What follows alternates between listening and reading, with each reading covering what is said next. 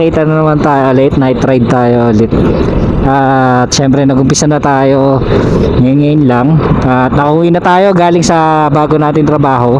Sana naririnig nyo. Ayun, bagong clip ngayon.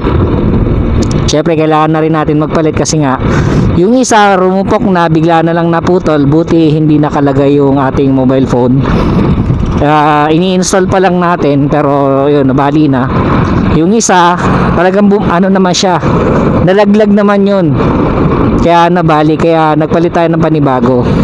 So meron na rin tayong tripod panibago kasi nga nabali din yun. Puro nabali no, yung gamit ko eh. Ayun, matagal-tagal tayo hindi nakapag motovlog. Pero ayun, hoping na mag-okay na rin lahat. Maraming salamat nga pala sa mga bagong subscriber natin, sa mga nagtitiwala. Ayun, maraming salamat sa inyo. Ayun, sa tingin ko naka-record naman tayo. Kasi nung nakaraan nagsubok din ako. Ayun, bigla siya namatay. Hindi ko alam na nagsasalita ako pero wala nang record. Ayun ang masakit eh. Marami ka nang naikwento pero wala ka namang kopya. Diba? Sa mga kapwa rider ko nga pala ay pares sa inyong lahat. Tapos sa mga naglo-long ride yun, lalo na dala tayo ng kapote pala sa lahat ng mga rider. Dala tayo ng kapote kasi mainit, uulan. Diyan ako nagkasakit eh. Tiniis ko lang yung natutuyo yung damit ko sa katawan ko. Magdala kayo ng extra na damit para may maproteksyonan nyo na rin ang sarili nyo. Magdi-December na, tapos na yung October, November na, at magsi-second week na rin ng November. Napakabilis lang.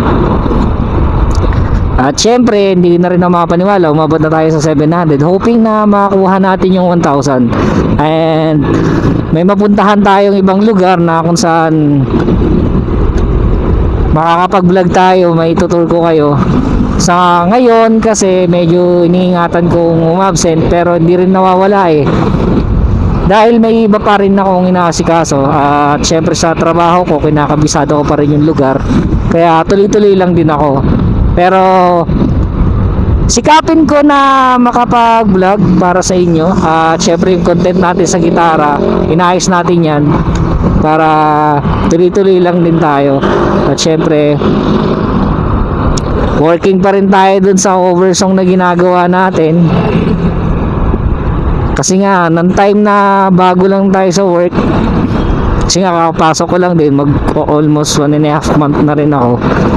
Medyo marami tayong dapat na sikasuhin. Mga bills natin, inuunti-unti natin yan.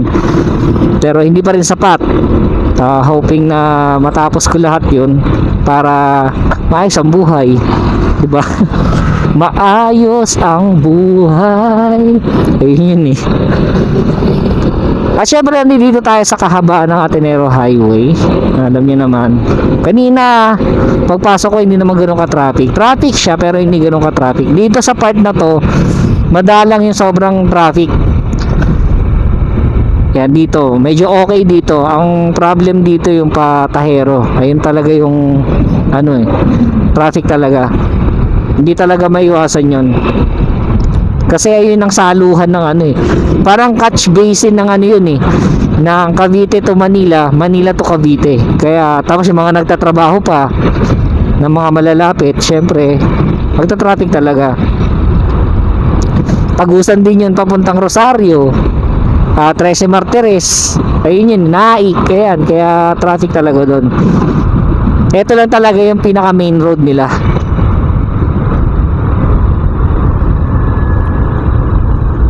Hoping na may magbago before end of the year. Alam niyo yun. At sana makagawa na rin tayo ng buong cover natin. At ayun, may nakausap naman ako, sabi may studio naman daw kakilala niya.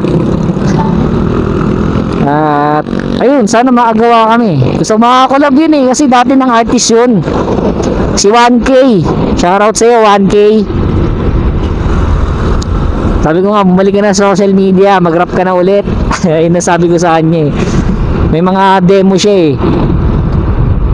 Sana makagawa kami. Ayun lang.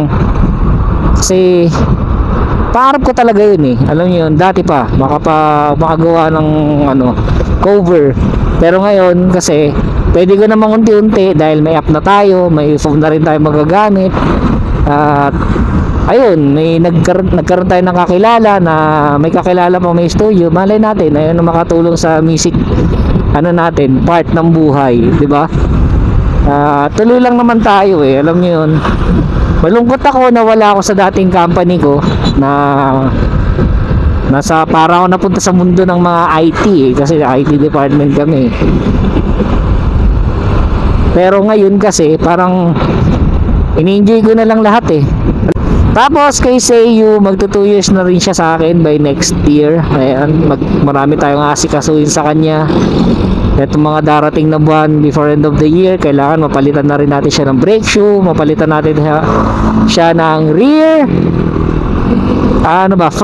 front tire, mapalitan natin siya. Alam niyo naman, gamit natin sa rear tire natin ay beast tire, maging beast na rin yung harapan niya para full stock beast tire na si Seiyu.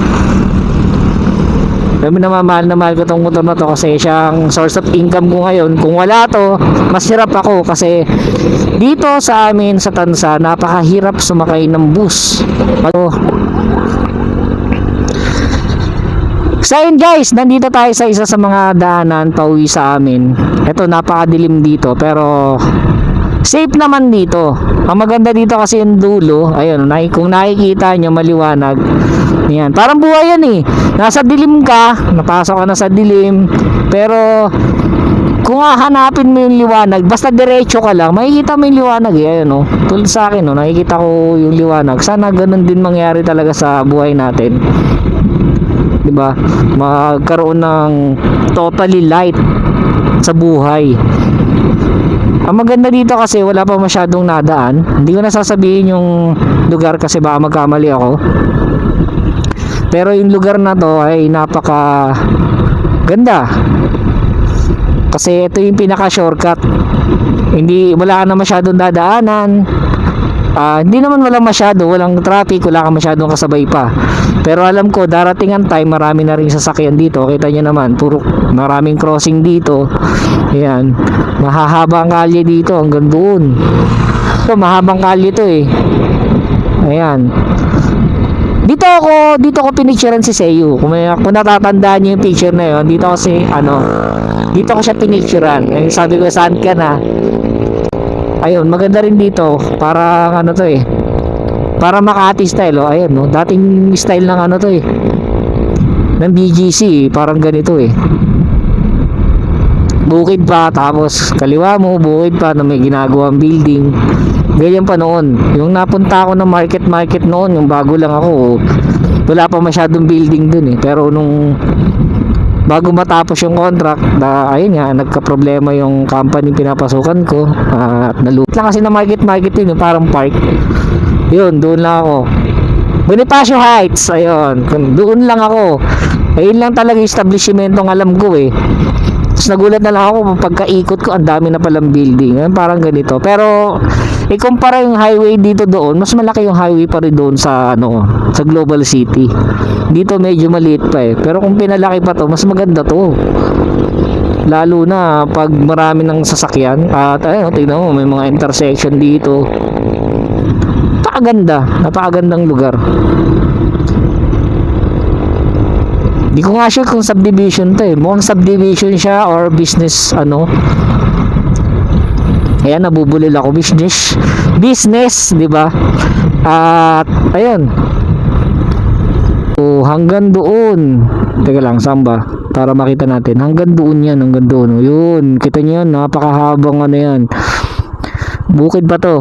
Dinadaanan natin. Buti nga may ilaw na dito eh. Kasi nung unang daan ko dito, wala masyado. May mga kalabaw po, di ba? Baka ba yan? Kalabaw. Hindi ko na matandaan eh. Kung ano itsura, kung ano pagkakaiba ng kalabaw sa baka eh. At ayun, mga kapisbam, konting kwentuhan lang ng konti. Wala lang, na-miss ko lang din. Ayun, dito tumatama to sa sahod ko eh. Pag nadadaan ako dito eh. Gusto kong makabili ng ganyan eh, para pambaon nila Ate Alodia. So ayun mga kapisbam, kung nagustuhan nyo yung video na to, salamat sa pagsama at tinapos nyo yung video na to. At yun, bigyan nyo lang ako ng thumbs up, like nyo na rin, then share nyo na rin ito. And huwag nyo kalimutan mag-subscribe sa akin.